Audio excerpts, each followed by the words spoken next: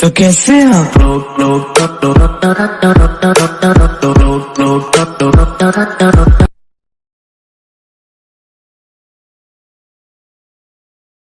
तो क्या हाल है आप लोगों के। आप सबका फिर से स्वागत है मेरे YouTube चैनल रोशे किंग में, जहाँ पे ज्ञान देने के साथ साथ हंसी मजाक भी किया जाता है। अगर आप नए हैं तो सब्सक्राइब कर देना एंड वीडियो को पूरी वॉच करना। तो आज हम बात करने वाले हैं मेरे प्यारे, दुलारे और एकमात्र गणित के अध्यापक के बारे में। एंड मैं बहुत ज़्यादा परेशान हो चुका हूँ, इसलिए मुझे ये वीडियो बनाना पड़ रहा है। तो आओ यार, ईयरफोन्स लगा लो एंड वीडियो शुरू करते हैं, मगर प्यार से। अब तुम लोग इस इमेज को एकदम ध्यान से देखो और बोलो इसमें क्या लिखा हुआ है। अगर तुम इसको समझ पा रहे हो तो तुम बहुत ही बुद्धिमान व्यक्ति हो, एंड अगर तुम नहीं समझ पा रहे तो तुमको मैथ्स में ज़्यादा मार्क्स मिलते हैं, एंड इसमें पूरी तुम्हारी ही गलती है।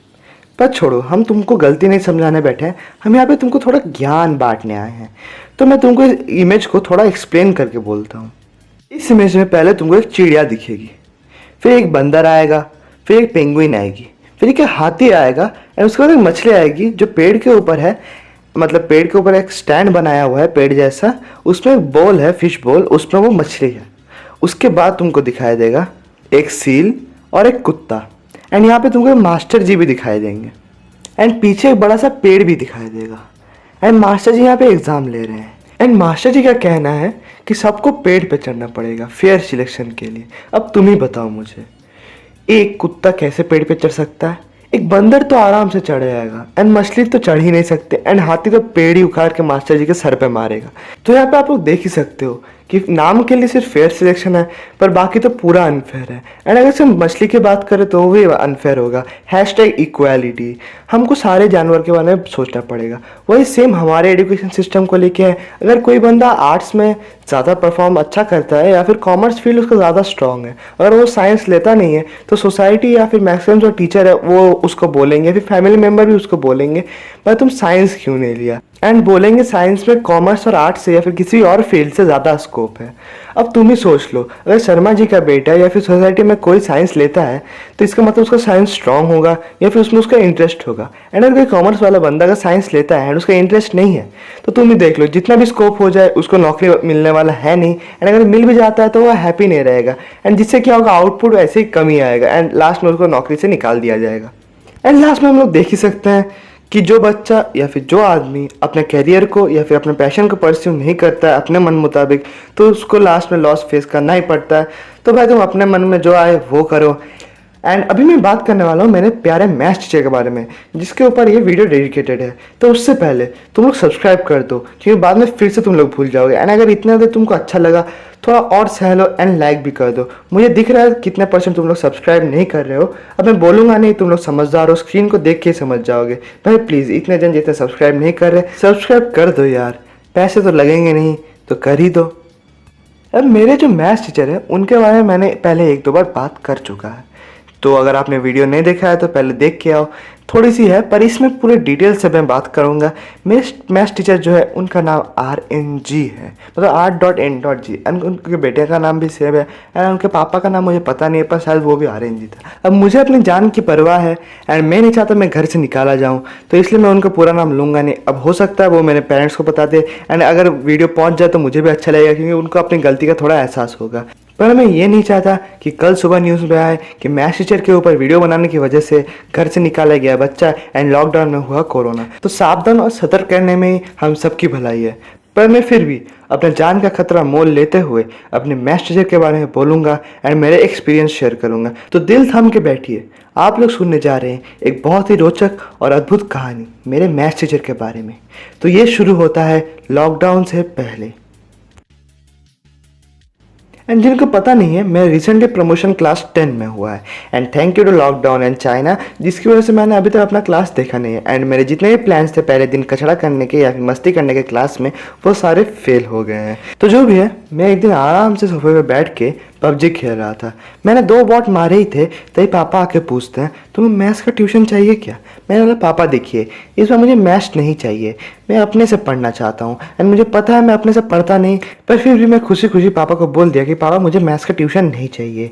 एंड पापा बोल रहे थे कि इस बार फ्लैट के नीचे जो टीचर है मतलब सेकंड फ्लोर में हमारे स्कूल में पढ़ाते हैं, बहुत अच्छा पढ़ाते हैं, तुम उसी से ट्यूशन ले लो। एंड मुझे पता है वो बहुत ख़राब पढ़ाते हैं। एंड इससे पहले क्या हो चुका है कि वो मेरे क्लास में आए थे एंड वो हमारे स्कूल में पढ़ाते जैसे मैंने बोला, एंड उसके बाद उनसे क्लास संभाला नहीं किया एंड उन्होंने एक भोले वाले टॉपर बच्चे को मार दिया। अब हमको टॉपर से बहुत ही दुश्मनी थी, पर जब कोई गलती नहीं करता है उसको मार पड़ती है जैसे हमारे साथ होता है तो हमको बहुत ही बुरा लगता है। फिर क्या हुआ उस दिन मैं एब्सेंट था तो मैं बच गया, नहीं तो मेरे घर में तो ऐसे कंप्लेन आ जाता है। एंड एक बार आ भी चुका था जब मैंने कुछ किया नहीं था। पर फिर से एक स्टोरी कंटिन्यू करते हैं। तो क्या हुआ था, जो बच्चे थे उन्होंने सर को पेपर बॉल मार के भगा दिया। जैसे ही सर बोर्ड की तरफ मुड़े एंड सर 2 साल तक हमारे क्लास में नहीं आए, पर जैसे 2 साल बाद आए उन्होंने मेरे से दुश्मनी मोल ली एंड पता नहीं क्यों मेरे घर में कंप्लेन कर दी कि आपका बेटा स्कूल में पढ़ता नहीं है। एंड मम्मी तो है टेंशन लेने वाली, तो मम्मी बोल दी कि भाई तुम पढ़ते क्यों नहीं हो, कुछ पढ़ाई कर लो। एंड पता नहीं क्यों फिर मेरे भी सर से थोड़ी बहुत दुश्मनी बढ़ते चली गई एंड सर भी मेरे से थोड़ी बहुत सर नफरत करने लगे। फिर क्या हुआ पता नहीं, किस्मत ऐसा खेल है। एक दिन जब पापा पूछ रहे थे मुझसे तो मैंने पापा को बोल ही दिया कि हाँ सर के पास मुझे ट्यूशन लेना है। एंड क्यों बोला, क्योंकि मेरे पास सामने 4 बंदे थे एंड मैं अकेला था, मेरे स्क्वाड के बाकी 3 लोग मर चुके थे एंड सारे के सारे नूब थे, तो मुझे मजबूरन उसको हाँ करना ही पड़ा। एंड मुझे क्या पता था, पापा उसी दिन सर से बात कर चुके थे एंड सर ही बोल देते हाँ आपका बेटा को बुला लीजिए, कोई प्रॉब्लम नहीं है। अब जिनको पता नहीं है, मैं क्लास 9th में फेल होते होते बचा था मैथ्स में and why the way fail हो चुका था, पर मेरे मैथ्स टीचर अच्छे थे, जो मतलब ये सर नहीं दूसरे टीचर थे, वो उन्होंने मुझे पास करा दिया था। पर अगर कभी मौका मिले एंड मेरे सब्सक्राइबर्स बहुत हो जाए एंड मैं किसी मोटिवेशनल मतलब प्रोग्राम में जाऊँ तो मैं अपना कहानी ज़रूर सुनाऊंगा, इसलिए भाई सब्सक्राइब कर दो। और अगर पूरी कहानी सुननी है तो फिर से एकदम जोर लगा के सब्सक्राइब बटन को क्लिक कर दो। तो उसके बाद क्या हुआ, मैं जैसे सर के पास गया, सर मुझसे मार्क्स पूछे एंड मैंने सर को मार्क्स बताया नहीं, क्योंकि मुझे लगा इससे नहीं कि मुझे शर्म आ रही थी, मुझे इससे लगा कि मार्क्स से क्या है। क्योंकि अगर तुम अच्छे टीचर हो तो तुमको मार्क्स में इंटरेस्ट नहीं रहेगा, तुमको उसके वीक पॉइंट पे इंटरेस्ट आएगा, तुम कैसे उसके वीक पॉइंट को स्ट्रॉन्ग पॉइंट बना सकते हो इसके ऊपर तुमको इंटरेस्ट आएगा। तो मैंने सर को अपना मार्क्स बोला नहीं एंड फिर सर ने भी मुझे बाद में पूछा नहीं, पता नहीं क्यों। तो जो भी है, फिर धीरे धीरे क्लास करते करते मुझे बहुत फ्रस्ट्रेशन से होने लगी, क्योंकि सर चिल्लाते ज़्यादा थे और समझाते कम थे। तो सर बोलते रहते थे और हम लिखते रहते थे, समझ में कुछ आता नहीं था। सर से फॉर्मूला लिखाते रहते थे, एग्जाम्पल कराते रहते थे, 4-5 बुक कराते रहते थे, पर हमें कुछ समझ आता नहीं था। अब सर हर बात पे पूछते थे तुम्हें मैथ्स क्यों नहीं आता है। भाई नहीं आता है इसलिए आपके पास पढ़ रहे हैं, अगर आता तो मैं शायद आप ही को पढ़ाता होता।